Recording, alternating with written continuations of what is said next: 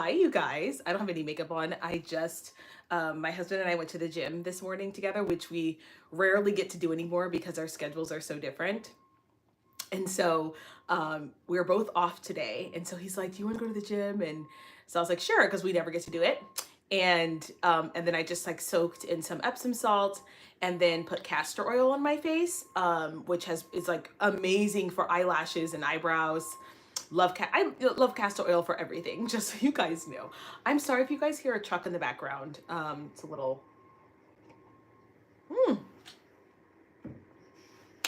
I'm drinking turmeric, my little turmeric drink, turmeric and ginger with a little bit of coconut whipped cream. That's what I'm sipping on today for it's anti-inflammatory.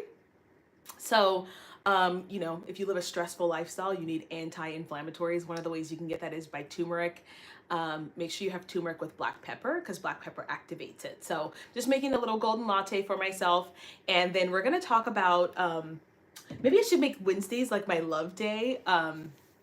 Because I want to talk to you guys about Love is Blind. You guys know I like to do reality TV recaps and stuff on the show and like just my opinions and everything. But I specifically want to talk about Love is Blind today, AD and Clay. And I also am going to tie that in to Tessa Reesa, who's the TikToker who was like, "Who the blank did I marry?" Because she was dating a pathological liar for years and married him. And at the end of her TikTok, she says, "I was just so desperate. I just wanted to be picked."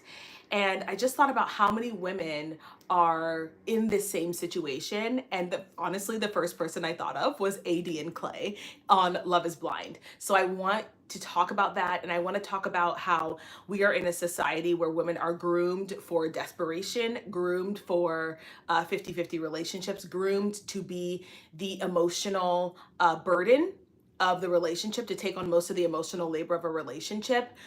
It is super evident and super apparent with AD and Clay that he is expecting her to take on the emotional labor of this relationship. So first, I have my notes on here. Ba, ba, ba, ba. Okay, I'm gonna leave it like that. Okay, so notes on the other phone. Oh well. So one of the things I want to talk about is how we are groomed as a society for 50-50 relationships and groomed for desperation. So if you're probably, I'm a millennial, so I was born in 1988.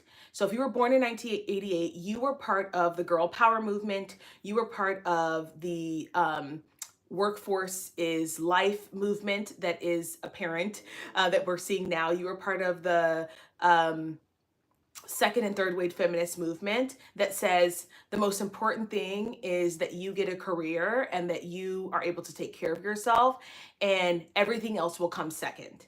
Okay, so I was in that movement. That was part of my generation. And what I'm seeing now is a lot of the women are my age. They're in their mid to late 30s, and they are like, "Oh, shoot, my job is not fulfilling me. My job doesn't give me this, doesn't love me. My job doesn't care about me. And I've spent the last, 15 years giving my heart and soul to my career and did not put any attention into building a family or even having a life partner." Because let's be honest, some people don't want to get married, right? I should say that if you're not into traditional relationships, this probably isn't for you. So you can leave. But my generation was that generation. And so we left college full force, like girl boss. We're going to go, and most of us, we're going to go and, rise in the ranks of a company. We are going to worry about our stocks, and we're going to work ourselves into the ground and prove to everybody that we're just as capable of men, and we're going to close the wage gap because we're going to prove that we're capable. And what that typically looks like is working day and night to survive, and working day and night to prove a point, to prove that you are worthy and equal to a man and equally deserving of men in the workplace. And I want to be very clear. I think that everyone should get paid. If you're doing the same quality of work, everyone should get paid the same. I'm very aware that there is there is a wage gap between male and females. But our generation was a generation that was like, you're going to go and you're going to just go prove to everybody that you can do it. And you're just going to focus all your energy on your job and your work. And I live in the Bay Area of Silicon Valley. Some of you guys know that. That means Apple, Google, eBay, Workforce, Workday, Adobe. Those are like the companies. So the women in the Bay Area and Silicon Valley are highly focused on their jobs. Okay. Then what happens, and I'm going to talk about the Black aspect of this in just a minute. I'm just talking about women in general. I'm going to get to the Black part because that's a specifically different thing. Then what happens is you start to date, and your entire identity, because we've been told that our jobs are what make us, valuable, our entire identity is wrapped up in how much money we make, how successful we are in our jobs. Our identity is in our careers and not who we are as women. The gag is we don't have that because when you're working that much, you don't have a life outside of work. So who are you outside of your job? Everybody in the Silicon Valley talks about what they do, their job. They all talk about their work. Do they have hobbies? No, a lot of them are drinking. Their hobbies are drinking alcohol, and if they can travel every once in a while, they will travel, but they don't have like hobbies. They don't have things to talk about outside of their job. First of all, that makes you a very boring person. And since I've left corporate and since I've left that sort of traditional workplace, I found it really annoying how much people talk about their jobs, girls specifically. I'm like, this is your whole world. Like, there's other things to talk about besides your job, but we were groomed that that's the most important thing to focus on. So we lead with that in relationships. We lead with that as the thing that is going to make us appealing to men, thinking that that's what men care about. They really don't. Of course, they want you to be intelligent. Of course, they want you to have your own life, but they want you to also be a woman. Like, who are you outside of your job? And so a lot of people can't identify that. And what I'm seeing in these shows, and I saw it with myself, was I didn't have confidence and self-esteem outside of how accomplished I was at work.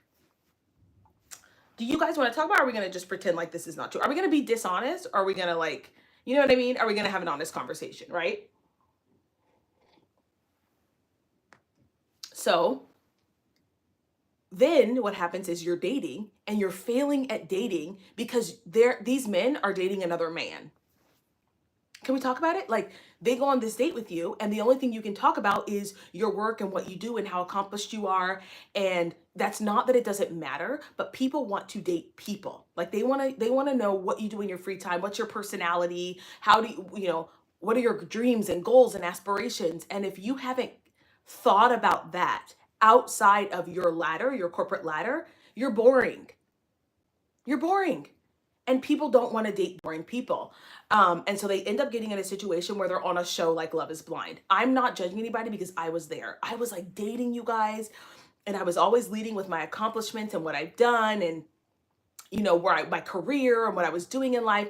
But I was like, outside of that, I didn't even find myself attractive. I didn't truly enjoy being alone. Like, being alone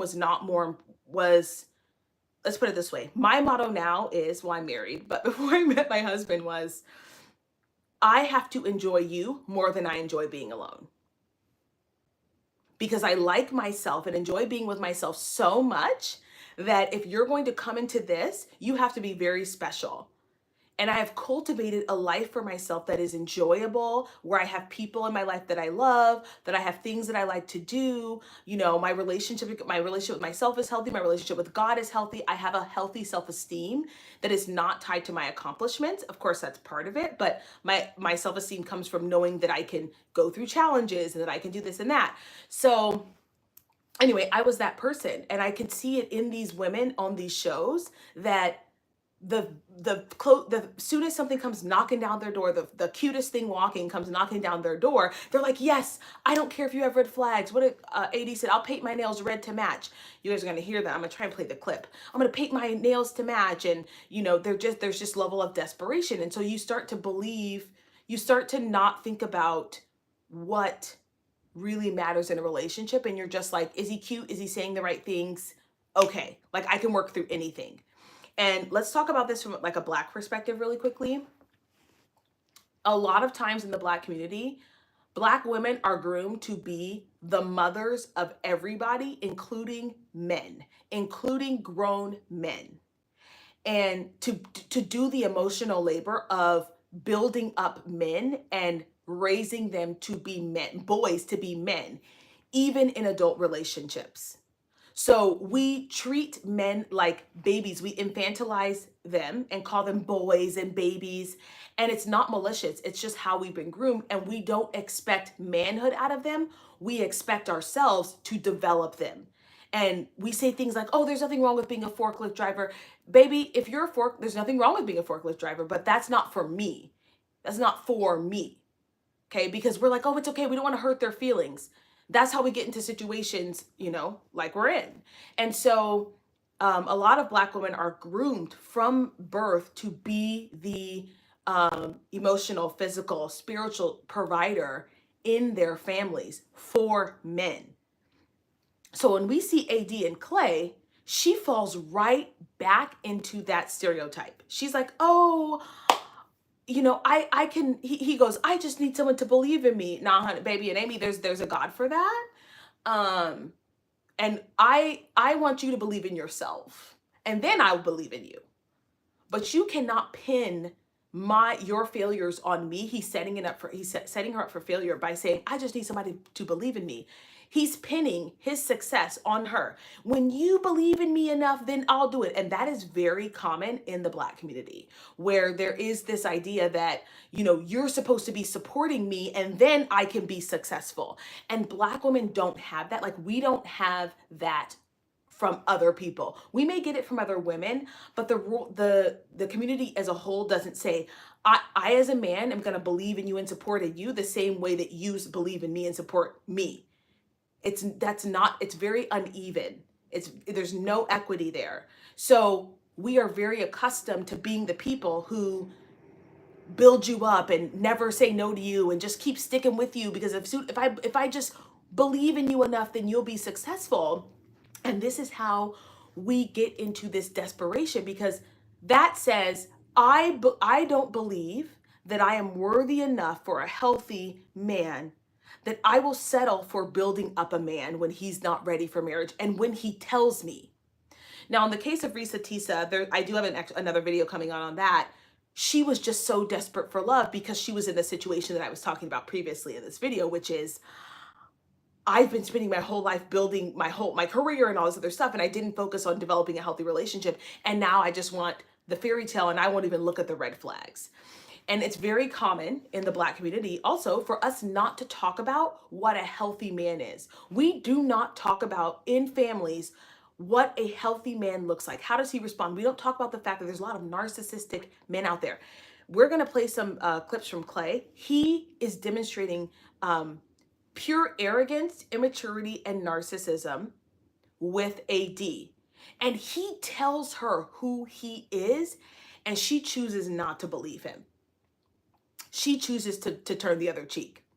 Okay, so I'm gonna start by playing, because I only have like 7 minutes. I'm gonna start by playing a clip from Love is Blind. You guys, I don't know how to do this anyway, just forgive me that it's not like entirely perfect, okay? So I'm gonna try and just play it close to the screen so you guys can hear it, okay? Hi. What the fuck? I apologize for the language, you guys. You guys know this is I can't fix it. I'm 32, so a lot of people have a lot to say about how I should date, who I should date, even my mom. Did you guys hear that? I'm 32, so a lot of people have a lot of things to say about who I date.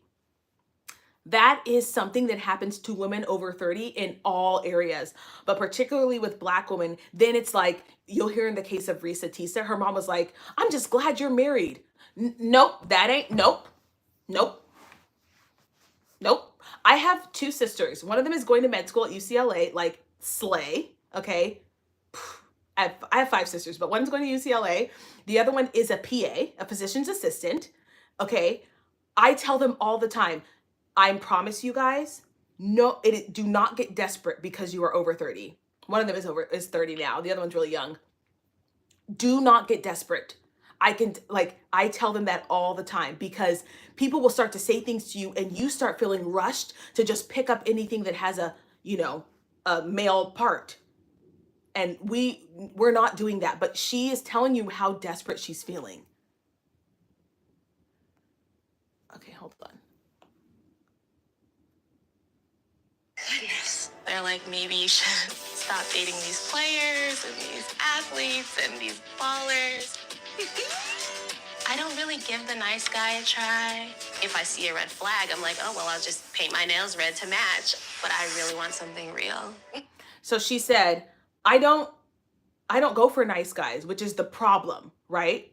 It's the problem is that the guys who are nice are going to be the people who are actually going to want to take care of you. And okay, someone says, what does it mean to be groomed for 50-50 and what does the experience look like for you? Groomed for 50-50 means that we are raised to work in a, you pay half the bills, you do half of the emotional labor. It's actually really, I shouldn't even call it 50-50. It's more like 80-20, where we are not taught to expect love, support, financial stability. We're not taught to expect that from men. So when a man comes along and says, I want to take care of you, I want to, give you the world. It's okay if you want to just work part-time or you want to do whatever. We're not attracted to that because we're not told that that's for us. We don't find it attractive. We say we want it, but we don't find it attractive. And I'm just talking from my own experience and the women, hundreds of women that I've talked to in my coaching and in my life. Right. So for me, it was no one had a conversation. You're going to have to go back and watch the video, but no one had a conversation about this is what a healthy man looks like.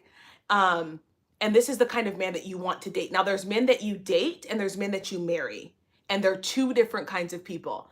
Men that you date are men that are a good time. They teach you about yourself. You have fun with them. Doesn't mean you sleep with them. You just go on dates with them. You enjoy their companionship. And maybe they're not quite at a point where they're ready to marry. So you don't give your whole life to them waiting for them to marry you. You just get to know them, see who they are. And then there's men who you marry, which are men who are ready to, who are emotionally, physically, spiritually, mentally, psychologically, financially prepared to be married.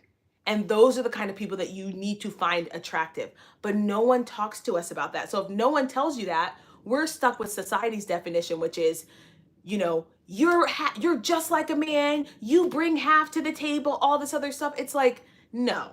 We're not doing that. We're not doing that over here. Okay, let's see.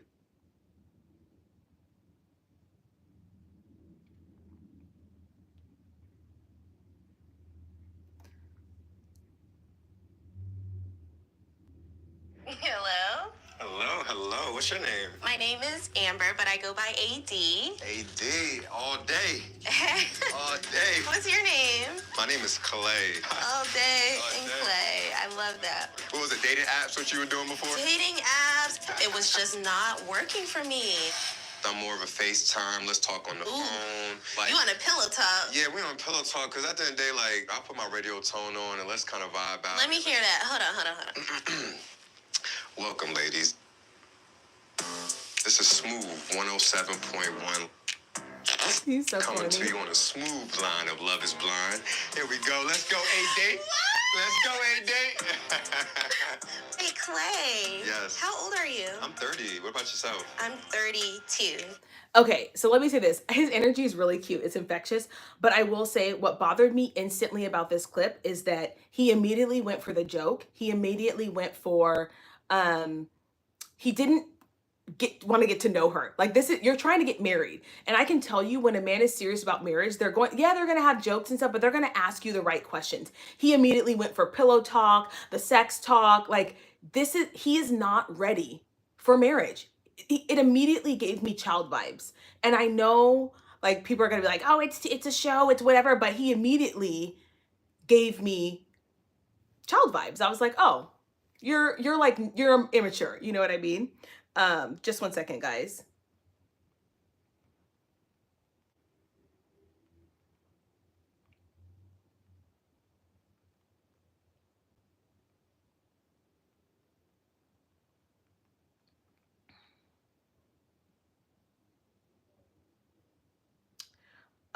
Okay, so yeah, he immediately gave me 50 feedback. Let me see what you guys are saying. 50-50 feels like trash. It does. It does. And I think that women automatically are 50-50. We automatically are, because if you're a good woman, if you're a healthy woman, you're going to be doing a lot of supporting, providing nurturing. You're going to be doing a lot of the housework labor.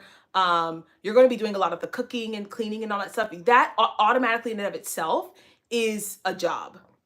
That is typically what you bring in a relationship. So let's continue listening.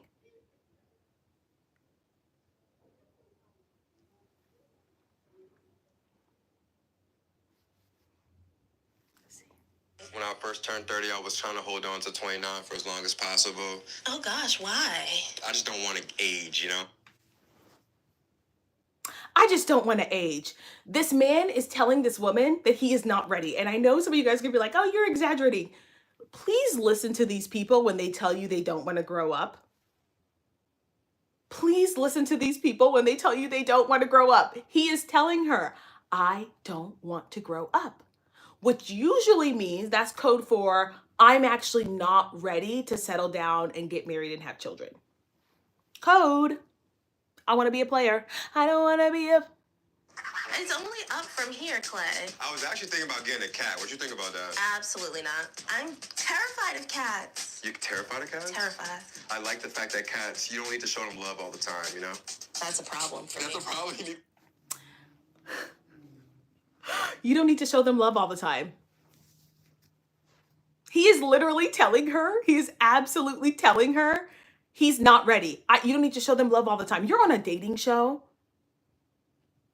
You're on a dating show. And you're telling, I like things that don't require love. Baby, that's because you don't know how to give it. I'm 25 years old and a Black woman just getting out of an abusive relationship with a narcissist. And it's hard.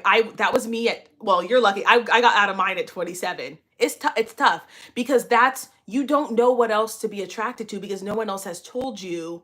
It's not your fault. You were never taught how to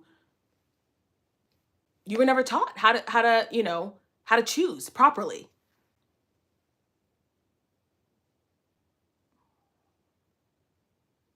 That's a problem. I will bring it to your attention. If I'm like, hey, you haven't given me a kiss all day. Oh, you gotta have your little kiss? I got to. Got to, I love it. I wish I could kiss you right now. Oh. Yeah. Well, that took me for a little loop. I like to get a little sensual. You know why she said it took her for a little loop? Because her red flag went up. Like, ooh, like that. It's so soon. Because he's accustomed to leading with his body, with his sexuality. He doesn't know how to lead in terms of just being in a relationship. Y'all, I know I'm destroying this man, but I'm just trying to tell you guys how, like, as a married woman now and as someone who had to do a lot of work on myself, like, this is what I see. I see that. Okay? Yes, family expects you to just figure it out. They sure do. And then they say, oh, I don't know why you chose that. But it's like, baby, because you didn't teach me. Touchy guy. Okay, touchy guy. I like to receive touches. Of course. You gotta have a little flame. So are you like ready for like a long-term commitment? I believe I am. I think I'm ready for that next stage of like settling down. I love that. It's up for the taking. Yes. I don't know why I'm smiling, just like sitting here talking to you. You know, Eddie, I was actually doubting myself. I'm like, man, who's gonna love my like personality? Like, if they don't see me, how am I gonna really capture your attention? So I mean, it's really. And this is where the manipulation begins, you guys. It starts right here. AD, I was just really worried because I want people to see me for who I am and just like me. I mean, they see my looks. He's basically telling her, I'm a catch. You guys, like, oh, I'm telling you guys. I'm a catch, AD. And, people usually just see me for my looks, but I know you're going to love me for who I am.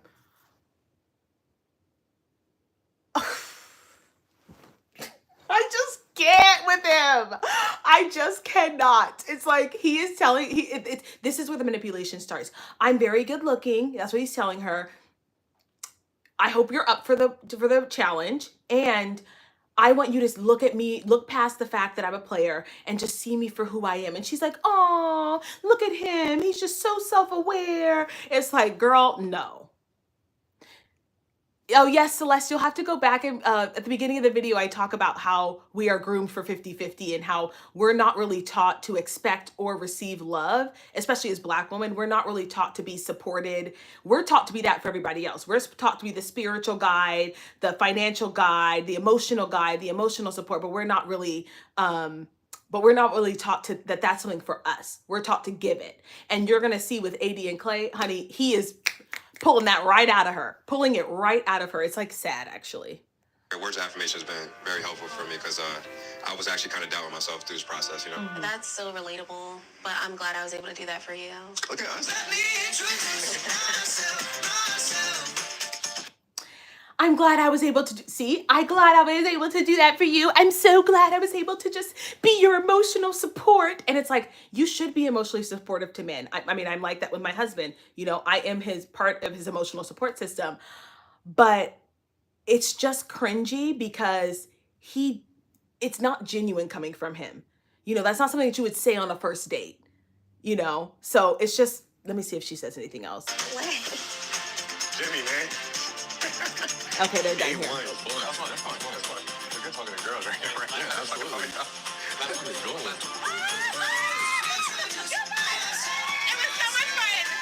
Okay, you guys gotta hear this part. Okay, we'll come back. Maybe I'll do another one. I'll do another live. It is cringy.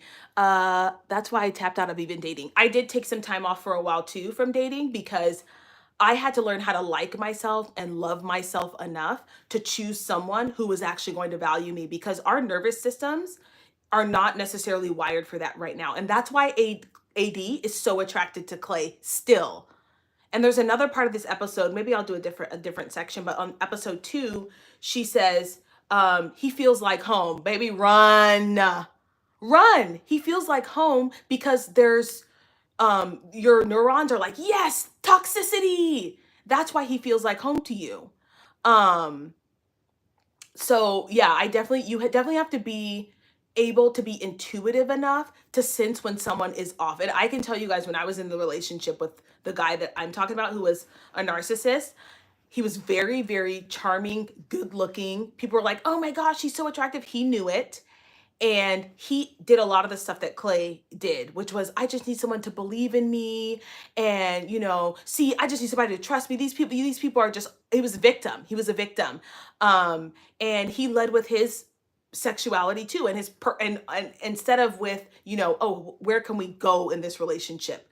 So, yeah, it's really hard as Black women, particularly because we are not taught that that's something that's acceptable for us.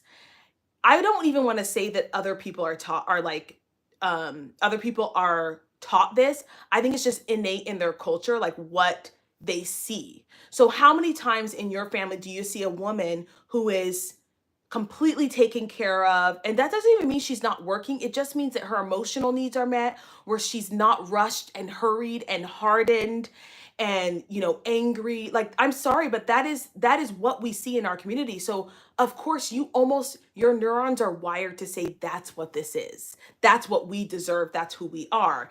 And it took me a long time to be like, number one, I'm desirable to any man when I am healthy emotionally, physically, spiritually, psychologically. I am attractive to anybody once I get on that level. And then to say, this is what I want my life to look like, and this is what I deserve to have. And as a Christian woman, the Bible is very clear about what a good man is. And I think we use a lot of the times in the Black community, we like to use everything except that definition. And I'm like, okay, if the Bible is saying that men are supposed to be sober-minded, protectors, providers, moral, spiritually structured, that's what I want. And that's what is for me.